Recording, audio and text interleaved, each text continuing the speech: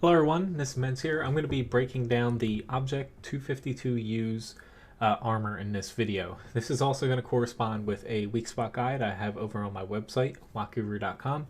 There's a link in the video description below and also at the end of the video to that specific guide. But anyway, starting out here, this is clipped out from that guide. I'm going to pretty much glance over all the armor front, side, and rear on the Object 252U since it's one of the newest tier 8 premiums right now, and basically its main strength is its armor. There's also stuff like the gun, but the armor on this is pretty fantastic for a tier 8. It's not unbeatable, but it's pretty damn good. So just starting out here in the upper left hand corner, you see there's green, yellow, orange, red. For tier 8 heavy, even the yellow zones, which typically on my guides they're still penetrable fairly easily from their own tier. It sits at 212 to 218 millimeters of effective armor, so it's still pretty damn strong. But basically, starting out here, Object 252U, starting at the hull, the lower glacis, it sits at 218 millimeters of effective armor. Couple spots go a little bit higher depending on where you're aiming at, but the plate itself, just situated on the tank and not relative to your gun, is 218 millimeters effective. Now that's pretty damn good for a spot that a lot of people are going to be shooting at. Tier 8s can penetrate it, but not a good amount of times unless they're throwing premium ammo at you. And one thing you do have to know is, as you get closer to the object, so say 100 meters and less, you're going to be shooting down at it, so it's going to become even stronger. Further away, though, it's about 218 millimeters effective. So for most 8s, with high penetrating guns, they can go through it, just not, 80% of the time. It's a little bit lower than that for most guns. But tier 9s and 10s can go through it pretty reliably. You get a couple bounces here or there, but it's about like a 20 to 30% chance that you're going to bounce off the lower glacis. But moving up a little bit, the upper hull, pretty damn good. There's really no chance that you're going to penetrate this because most of the time it sits right at an auto bounce angle between the vertical and horizontal angle. It's not always there, especially if it's off by a degrees or two, if the object's angled a little bit. But pretty much the effectiveness of this armor, it's going to bounce anything thrown at it more or less. But when you are closer up to it, or if the object's a little bit angled, as you see, it sits at 305, 316 millimeters for the main plate. The 305 is a little corner of this driver plate spot. But if it's a little bit angled or if you're close up, it will be a little bit weaker and not at an auto bounce angle, so you can shoot into it and not auto bounce and penetrate if you're in, say, a tier 10. Or if for whatever reason you're above the object shooting down at it. It's still very strong though. Don't advise shooting here. There is this flat little bit above the little driver port. That sits at 252 millimeters effective, but honestly, I wouldn't really even shoot there because everything around it is so strong it doesn't make sense.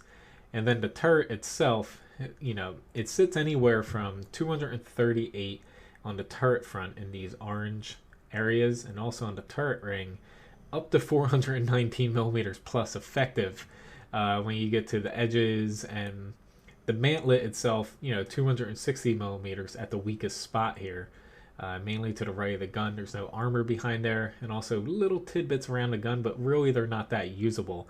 I still pointed them out because they are there, but not exactly a spot that you're going to be aiming at.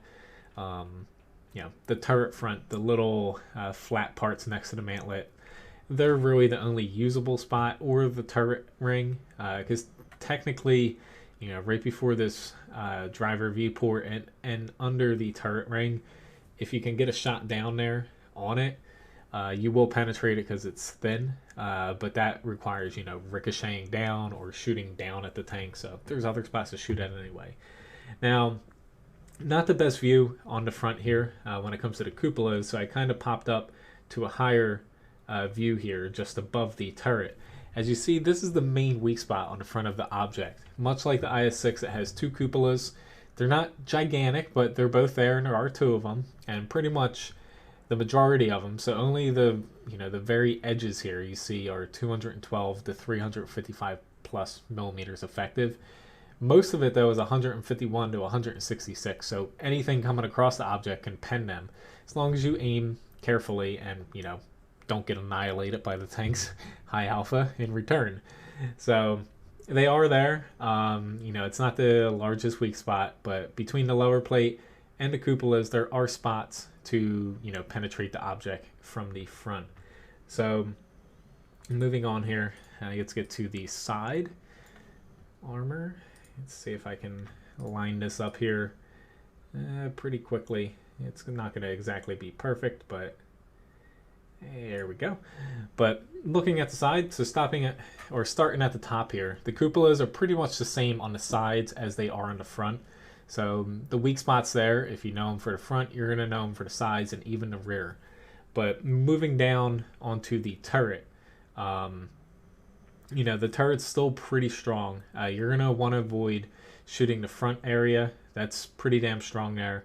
And then, as you go back, it gets weaker until you hit the back part of it that gets strong again. So if you're aiming at the side turret, you can penetrate it. But really the weakest spot here is this yellow area right in the back.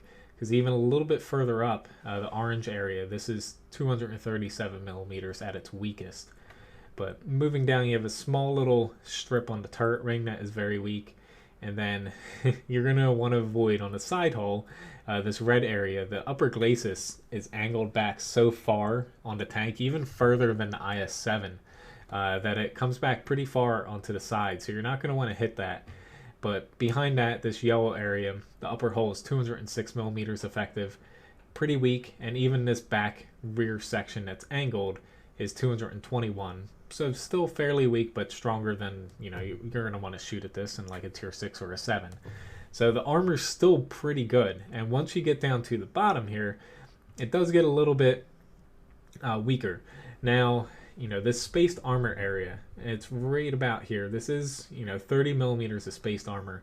And, technically if you're shooting up at it, there is a thin angled part that is, it's fairly easy to penetrate, not exactly by low penetrating guns. It used to be able to be overmatched, and then they changed that. So that's why I didn't include it here, because most tanks are actually going to be shooting, straight at it, if not a little bit down at it. So you're not even going to hit that piece of armor that slopes back into the hull. So this area is about 130 millimeters effective in most scenarios. And then moving down, you have 100 millimeters and then 120 at the very bottom where the tracks overlay the whole armor. So the armor here, weak enough for, even 6s to penetrate. You're just mainly going to want to avoid the space armor and hit in between the tracks. That's the weakest spot on the side on this Object 252U. But the armor's still pretty damn good. Not IS-3 levels or IS-7 levels, of course, because that's a tier 10. Who would put tier 10 armor at tier 8? It's ridiculous. We'll just put it on the front. But more or less, the armor is still very good on the side, but it does have its weak spots as long as you know where to shoot them.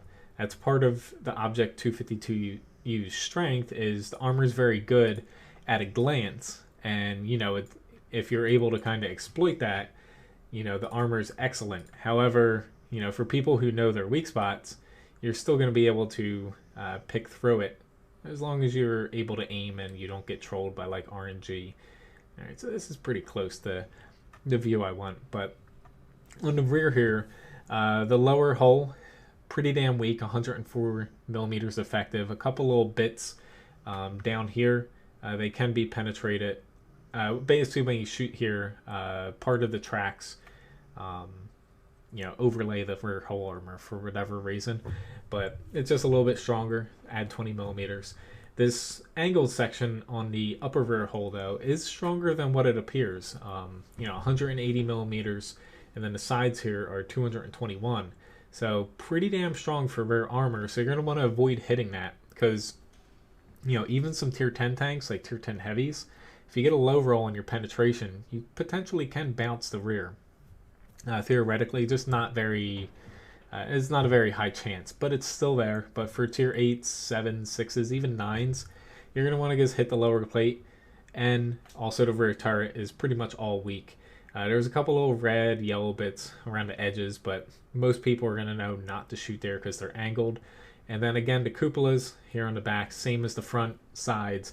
You know, the cupolas more or less are within a very small, difference between all the sides. So that's why I kept it all the same, because the difference is minor. It's within a couple degrees across the front, sides, and rear. But the cupola weak spots all around the tank, and on the side, the turret's still pretty strong, so you're not going to want to hit it much, but the side hole's weak.